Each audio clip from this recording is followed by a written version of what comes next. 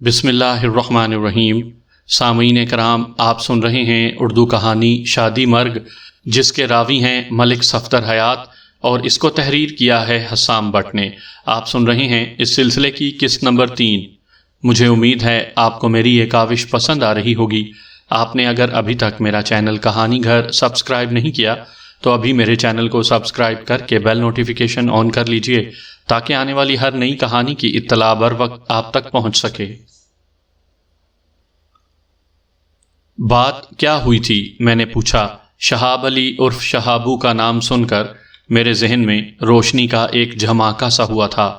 شہابو خاصا بدنام شخص تھا، تھانے میں اس کا ریکارڈ اچھا نہیں تھا۔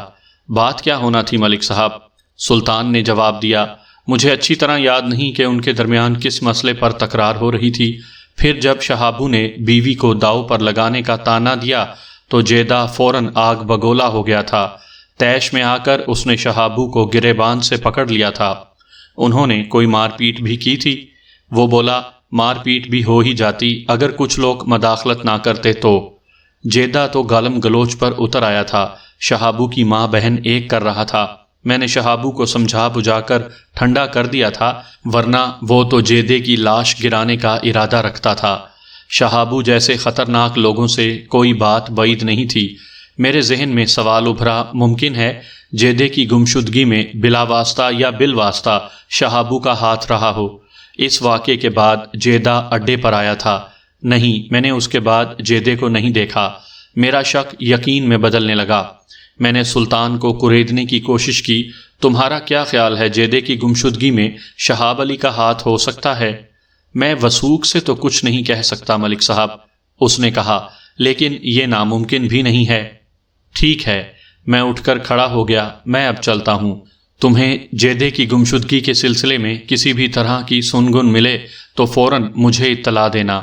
آپ فکر ہی نہ کریں، میں اپنے طور پر بھی معلوم کرنے کی کوشش کرتا ہوں۔ میں اڈے سے نکل آیا۔ سلطان سے ملاقات کے بعد مجھے سوچ کے نئے زاویے مل گئے تھے۔ اب میرا رخ تھانے کی جانب تھا۔ ان دنوں سورج غروب ہوتے ہی ٹھنڈک ہو جاتی تھی اور کاروبار زندگی سمٹ جاتا تھا۔ میں جب گاؤں کے گنجان آباد حصے سے گزر رہا تھا تو فقیر محمد حلوائی سے ملاقات ہو گئی۔ وہ اپنی دکان بند کر کے گھر کی طرف جا رہا تھا۔ مجھے دیکھتے ہی اس نے سلام کیا۔ اس نے ہمیں سادہ لباس میں بھی پہچان لیا تھا۔ ایسا ہی محمد اجاز بھی میرے ساتھ تھا۔ سرکار، خیریت تو ہے؟ آپ اس وقت گاؤں میں؟ اس نے باری باری ہم دونوں کی جانب دیکھا۔ ہاں، میں ذرا چودھری حشمت علی کی طرف گیا تھا۔ میں نے بہانہ کیا، کچھ ضروری کام تھا۔ ایک لمحے کو رک کر میں نے اضافہ کیا، اور ہاں، مجھے یاد آیا، تم سے بھی بہت سی باتیں کرنا ہیں، صبح تھانے آ جانا۔ اس نے پریشان نظروں سے میری طرف دیکھا۔ تھانے؟ میرا مطلب؟ گھبرانے کی ضرورت نہیں ہے، میں نے تسلی آمیز لہجے میں کہا۔ مجھے تم سے زری کے بارے میں کچھ پوچھنا ہے۔ کون زری؟ وہ ابھی تک پریشان تھا۔ میں آپ کی بات کا مطلب نہیں سمجھا جناب، اجاز نے کہا۔ وہی زری جسے تم نے نائیوں کے لڑکے زلفی کے ساتھ پکڑا تھا۔ اس کے چہرے پر مجھے ایسے تاثرات نظر آئے جیسے اچانک اسے کچھ یاد آ گیا ہو۔ وہ بولا، اچھا، وہ بس جی، وہ تو ایک معمولی سا واقعہ تھا۔ آپ کی اجازت ہو تو ابھی بتا دیتا ہوں۔ میں نے سوچا کل پر بات ڈالنا اچھا نہیں ہے، جو کام ابھی ہو سکتا ہے اسے کر ہی لینا چاہیے۔ میں نے ذرا سخت لہجے میں کہا، بالکل سچ بتانا۔ اگر تم نے جھوٹ کا سہارا لیا تو سمجھ لو کہ تم اندر بھی ہو سکتے ہو۔ مائی باپ، میں آپ کا بچہ ہوں، وہ گھگھیا کر بولا۔ میں بھلا آپ سے جھوٹ کیسے بول سکتا ہوں؟ کیا ہوا تھا اس رات؟ محمد اجاز نے روب داب لہجے میں پوچھا۔ ملک ہورانو، ساری بات بتا۔ وہ بتانے لگا، ایک رات میں معمول کے مطابق دکان بند کر کے گھر آ گیا تھا۔ جب کھانا کھانے کے بعد میں لیٹ گیا تو مجھے یاد آیا کہ دن بھر کی بکری تو میں دکان ہی میں بھول آیا ہوں۔ وہ گرمیوں کے دن تھے اور ان دنوں اکا دکا چوری کی وارداتیں بھی ہو رہی تھیں۔ میری بیوی نے کہا کہ میں فوراً جاؤں اور دکان سے پیسے لے آؤں۔ اس کا مشورہ مناسب تھا۔ میں فوراً دکان پر پہنچ گیا۔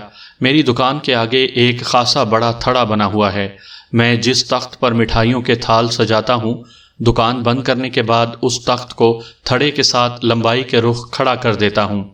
میں نے دکان کھولنے کے لیے تالے میں چابی لگائی تو مجھے تخت کے پیچھے خسر پسر کی آوازیں سنائی دی۔ میں چوکنا ہو گیا اور میرے ہاتھ رک گئے۔ تھوڑی دیر تک خاموش کھڑا رہا اور پھر پوری توجہ سے کان تخت کی جانب لگا دیے۔ چند لمحوں بعد ایک سرگوشی نما آواز سنائی دی۔ آواز مردانہ تھی اور گھبراہٹ سے لبریز تھی۔ اس نے میرے متعلق اظہار خیال کیا، شاید وہ چلا گیا ہے، مجھے تو ڈر لگ رہا ہے۔ یہ کسی لڑکی کی آواز تھی۔ آواز خاصی مدھم تھی مگر نسوانی لہجہ واضح طور پر پہچانا جا رہا تھا۔ میں اب چلتی ہوں، کل پھر آؤں گی۔ ٹھہر جاؤ، ابھی باہر مت نکلنا۔ مردانہ آواز نے اسے تنبیہ کی کہ پہلے میں جھانک کر دیکھتا ہوں۔ میں سمجھ گیا کہ وہاں کیا ہو رہا تھا۔ دو دل فریضہ محبت ادا کر رہے تھے۔ پہلے تو میرے جی میں آئی کہ خاموشی سے واپس چلا جاؤں، مگر میرا ضمیر اس چشم پوشی پر آمادہ نہ ہوا۔ پھر میں ایسے واپس بھی نہیں جا سکتا تھا، دکان سے رقم نکالنا ضروری تھا۔ میں نے فیصلہ کیا کہ ان کو ڈرا دھمکا دوں گا کہ اگر یوں ہی چھپ چھپ کر ملتے رہے تو تمہارا کھانا خراب ہو جائے گا۔ میں نے سوچا کہ دیکھ تو لوں وہ ہیں کون، بعد میں اگر ضرورت محسوس ہوئی تو ان کے والدین کو سمجھانے کی کوشش کروں گا۔ پھر اس سے پہلے کہ لڑکا جھانک کر بیرونی صورتحال کا جائزہ لیتا، میں اچانک ان کے سر پر پہنچ گیا۔ لڑکے نے آؤ دیکھا نہ تاؤ مجھے شوٹ یعنی کبڈی کا ایک داؤ کرا کے نکل گیا، مگر لڑکی گھبراہٹ کے باعث وہیں کھڑی رہ گئی۔ وہ اس اچانک پڑنے والی افتاد سے سخت ہراساں تھی۔ میں نے لڑکی کو نیم تاریکی میں فوراً پہچان لیا۔ وہ زمان خان کی بیٹی زرینہ عرف زری تھی۔ میں نے غصے میں اسے ڈانٹتے ہوئے کہا، تمہیں شرم نہیں آتی ایسی بیہودہ حرکتیں کرتے ہوئے؟ تمہارے ساتھ کون تھا؟ وہ منت آمیز لہجے میں بولی، آپ اس لڑکے کو بھول جائیں، میں وعدہ کرتی ہوں کہ اب کبھی ایسی حرکت نہیں کروں گی۔ وہ جو زری کو بیچ منجدار میں چھوڑ گیا تھا، زری اس کے نام پر بھی پردے ڈال رہی تھی۔ میں نے سخت لہجے میں کہا، نام تو تمہیں اس کا بتانا ہی پڑے گا، ورنہ میں تمہیں پولیس کے حوالے کر دوں گا۔ پولیس خود ہی اگلوا لے گی تم سے اس بزدل کا نام۔ پولیس کے ذکر سے وہ مزید گھبرا گئی۔ میں نے یہ بات اسے ڈرانے کے لیے کہی تھی۔ اس نے رک رک کر بتایا، اس کا نام زلفی ہے۔ اچھا، وہ غلام غوث نائی کا لڑکا؟ جی وہی۔ کیا ہو رہا ہے یہاں؟ اس اچانک سنائی دینے والی آواز نے مجھے چونکا دیا۔ میں نے مڑ کر دیکھا تو میرے عقب میں زمان خان کھڑا تھا۔ زمان خان نے میرے ساتھ زری کو کھڑے دیکھا تو حیرت سے اس کی آنکھیں پھٹ گئیں۔ چند لمحے وہ ہمیں مشکوک نظروں سے گھورتا رہا، پھر وہ اپنی بیٹی کو مخاطب کرتے ہوئے دھاڑا، تم کیا کر رہی ہو یہاں؟ کچھ نہیں ابا، میں ذرا کام سے پھوپھی جیراں کے گھر گئی تھی۔ پھر وہ تیزی سے اپنے گھر کی جانب بھاگ گئی۔ زمان خان نے غصے سے میری جانب دیکھتے ہوئے سوال کیا، کیوں بھائی، یہ کیا معاملہ ہے؟ تم اس وقت میری بیٹی کو کیوں گھیرے کھڑے تھے؟ زمان خان کے جارحانہ انداز نے مجھے بھی تاؤ دلا دیا تھا۔ میں نے کہا، اوکے کیوں بولتے ہو خان بہادر، میری زبان نہ کھلواؤ اور اللہ بیلی ہو جاؤ۔ میں تم جیسے بڈھے ٹھڈوں کو بہت اچھی طرح جانتا ہوں۔ اس نے نفرت سے میری جانب دیکھا۔ تمہاری تو آنکھیں چغلی کھا رہی ہیں، سیدھی طرح ساری بات مجھے بتا دو ورنہ دوسرا طریقہ آزمانا پڑے گا۔ میں اس کی بیٹی کو بچانے کی کوشش کر رہا تھا مگر وہ شخص سمجھ ہی نہیں رہا تھا، مصلحت کے بجائے لڑائی جھگڑے پر اتر آیا تھا۔ میں بندہ ہوں ذرا دوسری قسم کا، اس نے خونخوار لہجے میں کہا۔ تمہیں ہمت کیسے ہوئی میری بیٹی کا راستہ روکنے کی؟ خان جی، میں تو تمہاری بیٹی کی خاطر چپ تھا، مگر تمہیں تو اپنی عزت کا کوئی خیال ہی نہیں ہے، میں نے تپتے ہوئے لہجے میں کہا۔ اگر سچ جاننے کا اتنا ہی شوق ہے تو سنو، تمہاری لاڈلی نائیوں کے لڑکے زلفی کے ساتھ رات کی اس تاریکی میں تمہارا نام روشن کر رہی تھی۔ اگر تمہیں میری بات کا یقین نہ آئے تو گھر جا کر بیٹی سے تصدیق کر لو۔ میں نے ایک لمحے کے توقف سے مزید کہا، میں تو اسے سمجھانے کی کوشش کر رہا تھا، اگر یہ بات تمہیں بری لگی ہو تو لگتی رہے، مجھے اس کی پرواہ نہیں ہے۔ وہ چند لمحے مجھے گھورتا رہا، پھر وہاں سے چلا گیا۔ اس کے چند ماہ بعد زمان خان نے زرینہ کی شادی جیدے سے کر دی تھی۔ فقیر محمد حلوائی سے دو چار مزید باتیں کرنے کے بعد میں تھانے چلا آیا۔ میں نے سوچا زلفی کو دوسرے روز تھانے بلوا کر پوچھ گچھ کروں گا۔ وہ ایک ایسا شخص تھا جس کے دل میں جیدے کے لیے یقیناً کوئی خیر کے جذبات نہیں تھے۔ وہ جس لڑکی کو چاہتا تھا جیدے نے اس سے شادی کر لی تھی۔ زلفی کے دل میں جیدے کے لیے نفرت پائی جانا لازمی بات تھی، اور رقابت کی نفرت تو بڑی کتی شے ہوتی ہے، ایسے ایسے کام کروا دیتی ہے جس کا تصور بھی نہیں کیا جا سکتا۔ جیدے کی گمشدگی کے بعد زلفی کی ذات شک سے بالا نہیں رہی تھی۔ میں نے اپنی تفتیش کے آغاز کے لیے لایا عمل تیار کر لیا۔ 2 افراد میرا خصوصی ٹارگٹ تھے، شہاب علی اور زلفی زلف تراش۔ شبینہ ڈیوٹی والے عملے کو میں نے کچھ ضروری ہدایات دیں، پھر روز نامچے کا جائزہ لینے کے بعد میں گھر چلا گیا۔ دوسرے روز میں تھانے پہنچا تو ایک سنسنی خیز خبر میری منتظر تھی۔ میں اپنی کرسی پر جا کر بیٹھا ہی تھا کہ حوالدار غلام رسول نے آ کر اطلاع دی، ملک صاحب جیدے کا پتہ چل گیا ہے، اس کی لاش قبرستان والی جھاڑیوں میں پڑی ملی ہے۔ ایک لمحے کو وہ سانس لینے کے لیے رکا، پھر بتایا، ASI اللہ دتا صاحب 2 سپاہیوں کے ساتھ موقع پر گئے ہیں۔ میں سیدھا ہو کر بیٹھ گیا، پھر پوچھا تھانے میں اطلاع دینے کون آیا تھا؟ پنڈ کے کچھ لوگ تھے، ان میں جیدے کا باپ مختار حسین بھی تھا۔ لاش کس نے دریافت کی تھی؟ مجھے زیادہ باتیں معلوم نہیں ہیں، اس نے کہا۔ اللہ دتا صاحب سے ہی مختار حسین کی بات ہوئی تھی۔ اچھا ٹھیک ہے، میں نے کہا، تم SI اجاز کو میرے پاس بھیج دو، ہم بھی موقع پر جائیں گے۔ حوالدار نے بتایا، محمد اجاز تو ابھی نہیں آئے ہیں سر، وہ جیسے ہی آئے اسے قبرستان بھیج دینا۔ میں نے کرسی سے اٹھتے ہوئے کہا، میں وہیں جا رہا ہوں۔ یس سر، حوالدار نے دونوں پاؤں جوڑ کر سلوٹ مارا۔ میں تھانے سے نکل ہی رہا تھا کہ SI محمد اجاز بھی آ گیا۔ میں نے مختصر الفاظ میں اسے صورتحال سے آگاہ کیا، پھر اسے اپنے ساتھ لے کر قبرستان کی طرف چلا گیا۔ ASI اللہ دتا نے تمام ضروری کام نمٹا دیے تھے۔ وہ مشیر نامہ تیار کر چکا تھا اور لاش کا معائنہ کر رہا تھا۔ مجھے دیکھ کر اس نے سلوٹ مارا، پھر اپنی کارگزاری کی تفصیل بیان کرنے لگا۔ میں نے جیدے کی لاش کا جائزہ لیا، اس کی شہرگ کٹی ہوئی تھی اور خون نکل نکل کر زمین میں جذب ہو چکا تھا۔ خون کی رنگت سے اندازہ ہوتا تھا کہ اسے جمے ہوئے کافی وقت گزر چکا ہے۔ جیدے کی لاش بھی اکڑ چکی تھی۔ میری تجربے کار آنکھوں نے پلک جھپکتے میں اندازہ لگا لیا کہ جیدے کو زندگی کی قید سے آزاد ہوئے کم از کم 2 دن تو گزر چکے تھے۔ میرے استفسار پر اللہ دتا نے بتایا کہ آلہ قتل ابھی تک برآمد نہیں ہو سکا۔ میرے حکم پر ساتھ آنے والے کانسٹیبل جھاڑیوں میں آلہ قتل تلاش کرنے لگے۔ جیدے کی کٹی ہوئی گردن سے واضح ہو رہا تھا کہ کسی انتہائی تیز دھار آلے کی مدد سے یہ کام کیا گیا تھا۔ سلطان کے جوئے خانے کی جانب جانے والا راستہ قبرستان کے قریب سے گزرتا تھا۔ مجھے یہ اندازہ لگانے میں دیر نہیں لگی کہ 3 روز قبل جب جیدہ جوئے کے اڈے سے نکلا تھا اور گھر نہیں پہنچا تھا تو یقیناً اسے راستے ہی میں ٹھکانے لگا دیا گیا ہوگا۔ سلطان نے مجھے بتایا تھا کہ اس رات جیدے اور شہابو کے درمیان خاصی تلخ کلامی بھی ہوئی تھی اور شہابو نے اسے خطرناک نتائج کی دھمکیاں بھی دی تھیں۔ ممکن ہے شہابو نے اپنی دھمکی کو اسی رات عملی جامہ پہنا دیا ہو۔ دوسری جانب جیدے کی کٹی ہوئی گردن کو دیکھ کر مجھے ذہن میں زلفی کا نام چمک اٹھا تھا۔ زلفی بھی رقابت کی آگ میں یہ انتہائی قدم اٹھا سکتا تھا۔ میں نے موقع پر موجود گواہوں کے بیان لینے کے بعد جیدے کی لاش کو پوسٹ مارٹم کے لیے شہر کے ہسپتال بھجوا دیا۔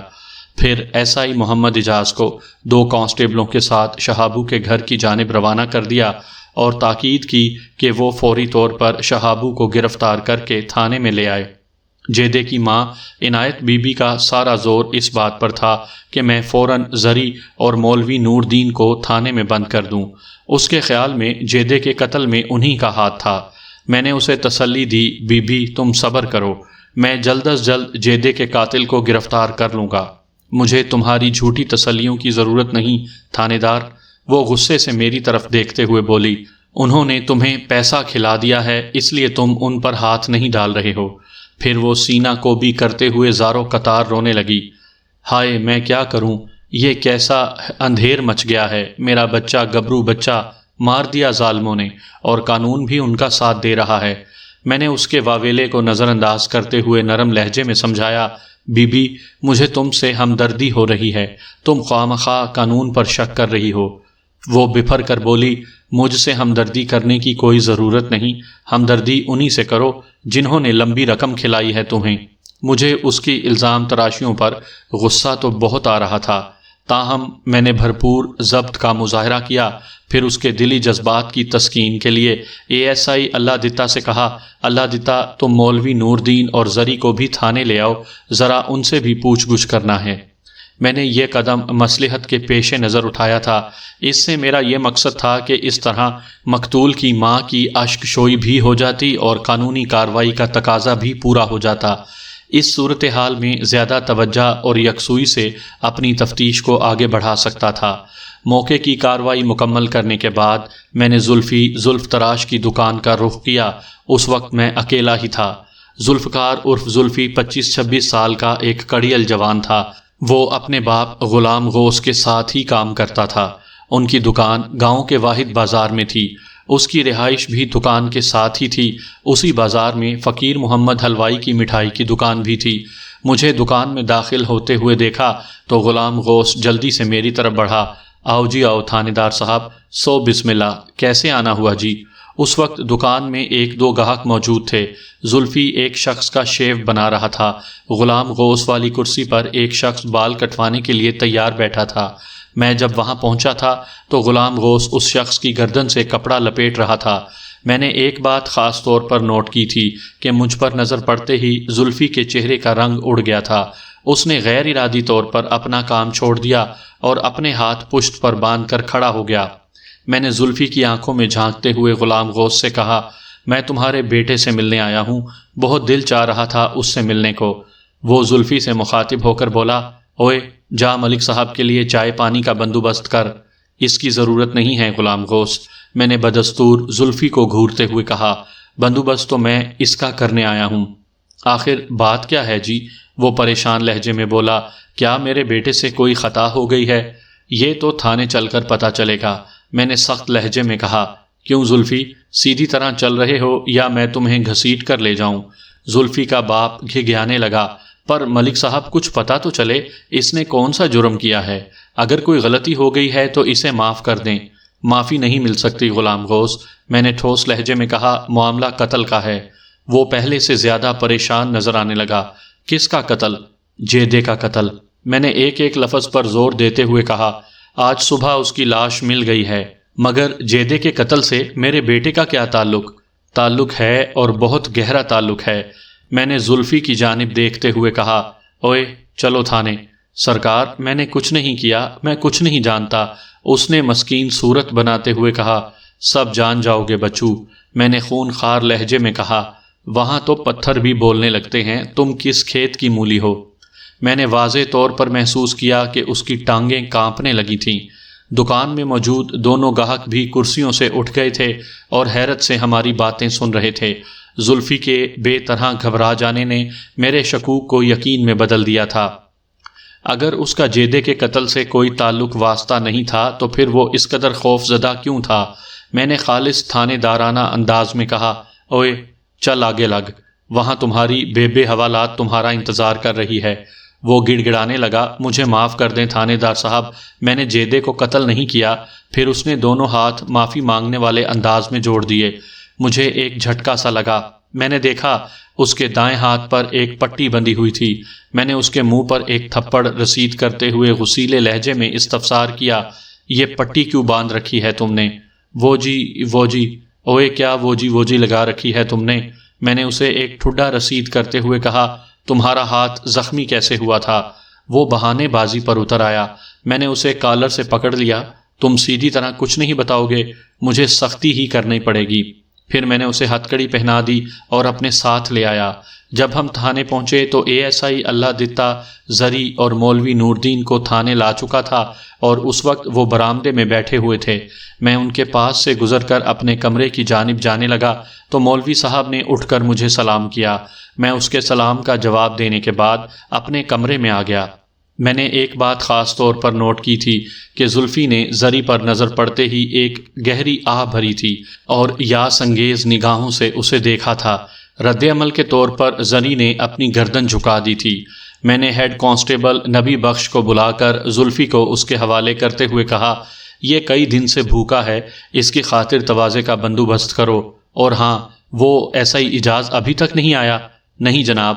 ٹھیک ہے، میں نے کہا، تم 10 منٹ کے بعد زلفی کو میرے پاس لے آنا، اور ایک بات کا خیال رکھنا کہ مجھے اس سے ضروری نوعیت کی پوچھ گچھ کرنا ہے۔ آپ فکر ہی نہ کریں جناب، میں آپ کا مطلب سمجھ رہا ہوں، انشاءاللہ آپ کو کوئی شکایت نہیں ہوگی۔ ان کے جانے کے بعد میں نے مولوی نوردین اور زری کو اپنے پاس بلا لیا اور معذرت کی کہ انہیں بار بار تھانے آنا پڑ رہا ہے۔ بہرحال ہمیں کارروائی تو کرنا ہی پڑتی ہے۔ میں نے کہا جیدے کی ماں نے آپ پر شک ظاہر کیا ہے، میں تفتیش کرنے کے لیے مجبور ہوں۔ کوئی بات نہیں ملک صاحب، میں آپ کی مجبوری کو سمجھ رہا ہوں۔ مولوی نوردین نے کہا، پھر درخواست کی کہ آپ مجھے روزانہ 1000 مرتبہ بھی تھانے بلائیں گے تو میں حاضر ہو جاؤں گا، مگر میری ایک چھوٹی سی التجا ہے کہ زری کو اس سلسلے میں زحمت نہ دی جائے۔ آپ سمجھدار ہیں اور کوئی بات آپ سے پوشیدہ بھی نہیں ہے۔ آپ اس مصیبت زدہ عورت کی حالت کا خود اندازہ لگا سکتے ہیں۔ میں نے اسبات میں سر ہلاتے ہوئے پوچھا، زری متوفی عبدالغفور کے گھر میں ہی رہ رہی ہے؟ رہنا تو وہیں چاہیے تھا ملک صاحب، مگر میری گھر والی اسے اپنے پاس لے آئی ہے، مولوی نوردین نے بتایا۔ شاید میں نے آپ کو پہلے بھی بتایا تھا کہ ہم میاں بیوی بیٹی جیسی نعمت خداوندی سے محروم ہیں۔ میری بیوی نے زری کو اپنی بیٹی بنا لیا ہے، اب یہ ہمارے ساتھ ہی رہے گی۔ اور متوفی کے گھر کا کیا ہوگا؟ مولوی نوردین نے جواب دیا، ابھی تو اس کے بارے میں کچھ سوچا نہیں ہے، ظاہر ہے زری جیسے کہے گی ویسا ہی کیا جائے گا، مگر یہ سب بعد کی باتیں ہیں۔ میں نے 1-2 رسمی باتوں کے بعد انہیں جانے کی اجازت دے دی۔ وہ میرے کمرے سے نکلے ہی تھے کہ SI محمد اجاز کمرے میں داخل ہوا۔ اس کے چہرے سے پریشانی جھلک رہی تھی۔ میں نے اسے دیکھتے ہی اندازہ لگا لیا تھا کہ وہ ناکام لوٹا ہے، پھر اس نے میرے اندازے کی تصدیق بھی کر دی۔ مجھے سخت افسوس ہے ملک صاحب، اس نے بتایا، شہابو ہمارے ہاتھ نہیں لگ سکا۔ اس کے گھر والے کیا بتاتے ہیں؟ میں نے پوچھا، کہاں گیا ہے وہ؟ انہوں نے بتایا کہ وہ لاہور گیا ہوا ہے 3 روز سے۔ محمد اجاز نے تفصیل بیان کرتے ہوئے کہا، بقر عید نزدیک ہے، وہ بکرا منڈی سے بکرے وغیرہ لینے گیا ہے۔ ان کے خیال میں وہاں سے خاصے سستے بکرے مل جاتے ہیں۔ اس کی واپسی کا انہوں نے کچھ بتایا ہے؟ نہیں جناب، وہ اس کی واپسی کے بارے میں کچھ نہیں جانتے۔ میں گہری سوچ میں ڈوب گیا۔ محمد اجاز نے کچھ دیر بعد میری سوچ کے تسلسل کو توڑا۔ ملک صاحب، زلفی ملا آپ کو؟ میں نے چونک کر اس کی جانب دیکھا، پھر کہا، ہاں اس وقت اس کی خاطرداری ہو رہی ہے۔ ایک لمحے کے توقف کے بعد میں نے کہا، تم جا کر اسے میرے کمرے میں لے آؤ، ذرا اسی سے پوچھ گچھ کریں، وہ بھی اس کیس کا ایک اہم مہرہ ہے۔ جی سر، میں ابھی لایا اسے۔ تھوڑی ہی دیر کے بعد زلفی میرے سامنے گردن جھکائے کھڑا تھا۔ اس کی حالت سے اندازہ ہو رہا تھا کہ اسے پیٹ بھر کر کھانا کھلا دیا گیا تھا۔ میں نے باروب لہجے میں سوال کیا، کیا فیصلہ کیا ہے تم نے زلفی؟ زبان کھولو گے یا خاموشی سے سولی پر چڑھ جاؤ گے؟ اس نے ہراساں نظروں سے میری جانب دیکھا، مگر منہ سے کچھ نہیں بولا۔ اوئے، گونگا ہو گیا ہے کیا؟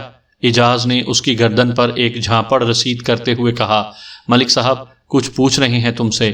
میں اوئے بکری کے بچے، کیا میں لگا رکھی ہے؟ میں نے سخت لہجے میں کہا، خاطر تواضع میں کوئی کمی رہ گئی ہے کیا؟ وہ رو دینے والے انداز میں بولا، میں نے کچھ نہیں کیا جناب، میں نے کچھ نہیں کیا۔ اور جیدے کی گردن تمہاری بیبے نے کاٹی ہے؟ محمد اجاز نے اس کی کمر پر ایک لات رسید کی، پھر آنکھ مارتے ہوئے مجھ سے کہا، ملک صاحب اسے میرے حوالے کر دیں، میں اس کی زبان کھلواتا ہوں۔ وہ باقاعدہ رونے لگا اور میز کے نیچے گھس کر میرے پاؤں پکڑنے کی کوشش کرنے لگا۔ میرے اشارے پر ASI نے اسے گھسیٹ کر میز کے نیچے سے نکالا اور جھٹکے سے کھڑا کر دیا۔ زلفی ایک صحت مند اور جوان مرد تھا، اس کی بزدلی میری سمجھ سے باہر تھی۔ میں نے ذرا مختلف انداز میں اس پر کام شروع کیا۔ وہ کھڑا تھر تھر کانپ رہا تھا۔ میں نے تہکمانہ لہجے میں کہا، بیٹھ جاؤ۔ وہ وہیں زمین پر بیٹھ گیا۔ میں نے غرا کر کہا، وہاں نہیں، یہاں بیٹھو۔ میرا اشارہ کرسی کی طرف تھا۔ اس کی آنکھوں میں حیرت چمک رہی تھی۔ وہ تو بینچ پر بیٹھنے کا تصور بھی نہیں کر سکتا تھا، اور کہاں یہ کہ میں اسے کرسی پیش کر رہا تھا۔ وہ متذبذب نظروں سے باری باری مجھے اور اجاز کو دیکھ رہا تھا۔ اوئے، کیا الوؤں کی طرح بٹر بٹر دیکھ رہے ہو؟ اجاز نے اسے کرسی کی جانب دھکیلا۔ سنا نہیں تم نے ملک صاحب کیا کہہ رہے ہیں؟ وہ جھجکتے کرسی پر بیٹھ چکا تو میں نے اس کی توقع کے برخلاف نرم لہجے میں سوال کیا، زمان خان کی بیٹی زرینہ عرف زری کو جانتے ہو؟ جی جانتا ہوں جی۔ وہ تمہیں کیسی لگتی ہے؟ وہ جی اچھی ہے، میرا مطلب ہے زری اچھی لڑکی ہے۔ میں نے اس کی آنکھوں میں آنکھیں ڈال کر پوچھا، تم اسے چاہتے ہو؟ وہ ذرا سا جھجکا، پھر بولا، مگر اس کی تو شادی ہو چکی ہے، میرا مطلب ہے شادی ہو گئی تھی۔ شادی سے پہلے تو چاہتے تھے، اس نے جواب دیا، جی کچھ۔ اور تم اس سے چھپ چھپ کر ملتے رہتے تھے؟ نہیں جناب، ایسی تو کوئی بات نہیں ہے۔ ابھی تو میں نے تمہیں اپنے سامنے کرسی پر بٹھا رکھا ہے، میں نے سخت لہجے میں کہا۔ اگر تم نے جھوٹ بولنے کی کوشش کی تو الٹے لٹکے نظر آؤ گے۔ جی، وہ سہمی ہوئی نظروں سے میری طرف دیکھنے لگا۔ میں نے پوچھا، ایک مرتبہ فقیر محمد حلوائی نے بھی تم دونوں کو محبت کی پینگیں بڑھاتے ہوئے پکڑا تھا۔ ایک لمحے کو رک کر میں نے اضافہ کیا، مجھ سے کچھ چھپانے کی کوشش نہ کرنا، میں فقیر محمد سے پوری کہانی سن چکا ہوں اور اسے ابھی یہاں بلا سکتا ہوں۔ اس نے تأمل کرتے ہوئے جواب دیا، بس جی، غلطی ہو گئی تھی۔ جیدے سے شادی کے بعد بھی تم اس سے ملتے رہے تھے؟ کبھی کبھار ملاقات ہو جاتی تھی، اس نے بتایا۔ میں نے سخت لہجے میں پوچھا، زری ایک شادی شدہ عورت تھی، وہ تمہارے لیے غیر تھی، تمہیں اس بات کا خیال نہیں تھا کہ تم ایک شادی شدہ عورت سے تعلق رکھ کر غلطی کر رہے ہو؟ مجھے احساس تھا جناب، اس نے کہا، مگر میں مطمئن تھا کہ ہمارے درمیان کوئی ناجائز تعلق نہیں تھا، ہم صرف بات چیت کی حد تک ملتے تھے۔ ملاقاتیں کہاں ہوتی تھیں؟ میری چھوٹی بہن رضیہ زری کی سہیلی ہے، زلفی نے بتایا۔ زری کبھی کبھار اس سے ملنے آ جاتی تھی، اسی دوران میں مجھے اس سے بات کرنے کا موقع مل جاتا تھا۔ اور زری تمہیں جیدے کے ظلم و ستم کی داستانیں سناتی تھی، وہ اپنی گھریلو پریشانیوں کا ذکر کرتی رہتی تھی اور تمہارے دل میں جیدے کے لیے نفرت پیدا ہوتی جا رہی تھی۔ میں نے معنی خیز لہجے میں سوال کیا، وہ ویسے بھی تمہارا رقیب تھا، اس نے زری کو تم سے چھین لیا تھا، کیوں؟ ظاہری سی بات ہے جناب، وہ سادگی سے بولا، میں جیدے سے محبت تو کرنے سے رہا۔ میں نے چبھتے ہوئے لہجے میں پوچھا، تم نے زری کی مصیبتیں دور کرنے کے لیے کوئی عملی قدم نہیں اٹھایا؟ میں کیا کر سکتا تھا جناب، وہ پرائی ہو چکی تھی، میں اس کے معاملات میں کیسے دخل دے سکتا تھا جیسے اب دیا ہے؟ کیا مطلب؟ اس نے سوالیہ نظروں سے میری جانب دیکھا۔ تم نے جیدے کو قتل کیا ہے۔ آپ میرا یقین کیوں نہیں کرتے تھانے دار صاحب؟ وہ باقاعدہ قسمیں کھانے لگا۔ رب دی سوں، میں نے جیدے کو قتل نہیں کیا، میں جیدے سے شدید نفرت ضرور کرتا تھا، مگر میں اتنا بڑا قدم اٹھانے کی جرت نہیں کر سکتا۔ آپ کو کسی نے میرے خلاف غلط بتایا ہے۔ اوئے، غلط کے گھوڑے ہمیں جھوٹا سمجھتا ہے، اجاز نے اسے جھنجھوڑتے ہوئے کہا۔ تم کیا سمجھتے تھے، واردات کر کے صاف بچ جاؤ گے؟ میں نے کوئی واردات نہیں کی جناب۔ یہ تمہارے ہاتھ کو کیا ہوا ہے؟ میں نے اس کی پٹی باندھے ہوئے ہاتھ کی طرف اشارہ کرتے ہوئے پوچھا۔ دینو چاچا کی شیو بناتے ہوئے اس طرح لگ گیا تھا جی، اس نے جواب دیا۔ معمولی سا زخم آ گیا تھا۔ محمد اجاز نے طنزیہ لہجے میں دریافت کیا، دینو چاچا کی شیو بناتے ہوئے یا جیدے کا نرخرا کاٹتے ہوئے؟ زلفی دوبارہ بڑی بڑی قسمیں کھانے لگا اور ہمیں خدا رسول کا واسطہ دینے لگا کہ ہم اس کی بات کا یقین کر لیں، جیدے کے قتل سے اس کا کوئی تعلق نہیں تھا۔ میں نے اس کی منت سماجت کو نظر انداز کرتے ہوئے سخت لہجے میں پوچھا، تمہارے ہاتھ پر یہ زخم کب آیا تھا؟ 3 روز پہلے جناب۔ میں نے سوال کیا، پٹی کس ڈاکٹر سے کروائی تھی؟ میں نے خود ہی باندھ لی تھی جناب، اس نے بتایا۔ سرسوں کا تیل اور راکھ ڈال کر میں نے زخم کو بھر دیا تھا اور صاف لیرا یعنی کپڑے کی پٹی کس کر باندھ دی تھی۔ میں نے اس کی پٹی کھلوا کر زخم کا معائنہ کیا۔ دائیں ہاتھ کے انگوٹھے کے ذرا نیچے 1.5 انچ کا کٹ موجود تھا جو واضح طور پر کسی تیز دھار آلے سے آیا تھا۔ میں نے اس کی آنکھوں میں دیکھتے ہوئے پوچھا، تم ایک فرضی شیو بنا سکتے ہو؟ اس نے الجھی ہوئی نظروں سے میری طرف دیکھا، بولا، میں آپ کا مطلب نہیں سمجھا جناب۔ زلفی کے ہاتھ پر موجود کٹ کو دیکھ کر میرے ذہن میں ایک خیال پیدا ہوا تھا۔ زخم کا وہ نشان دائیں ہاتھ پر تھا۔ اگر زلفی سیدھے ہاتھ سے شیو بناتا تھا تو دائیں ہاتھ کے مذکورہ حصے پر اس طرح لگ جانا ممکن نہیں تھا۔ ایسا اسی صورت میں ہو سکتا تھا جب یا تو زلفی الٹے ہاتھ سے کام کرنے کا عادی ہو یا پھر وہ زخم کسی دوسرے شخص نے لگایا ہو۔ میں اپنے اسی شک کی تصدیق کرنا چاہتا تھا۔ میں نے اپنا رولر اس کی جانب بڑھاتے ہوئے کہا، تم فرض کرو کہ یہ رولر ایک استرا ہے، اس استرے سے تمہیں ایسائی اجاز کی شیو بنانا ہے۔ لیکن یہ کیسے ممکن ہے جناب؟ اس نے حیرت آمیز لہجے میں پوچھا۔ ایک لکڑی سے میں شیو نہیں بنا سکتا۔ اوے کھوتے دے کھر، تم نے سچ مچ کی شیو تھوڑی بنانا ہے، میں نے ڈانٹتے ہوئے کہا۔ بس شیو بنانے کی اداکاری کرنا ہے۔ وہ آنکھیں پھیلا کر بولا، ٹھیک ہے جناب، جو حکم سرکار کا۔ اس نے میرے حسب منشا ایسائی اجاز کی فرضی شیو بنا کر میرے شک کو غلط ثابت کر دیا۔ وہ واقعی بائیں ہاتھ سے کام کرنے کا عادی تھا۔ ایسی صورت میں اس کے دائیں ہاتھ پر زخم لگ جانا کوئی ناممکن بات نہیں تھی۔ تاہم اس کی ذات ابھی پوری طرح شک سے پاک نہیں ہوئی تھی۔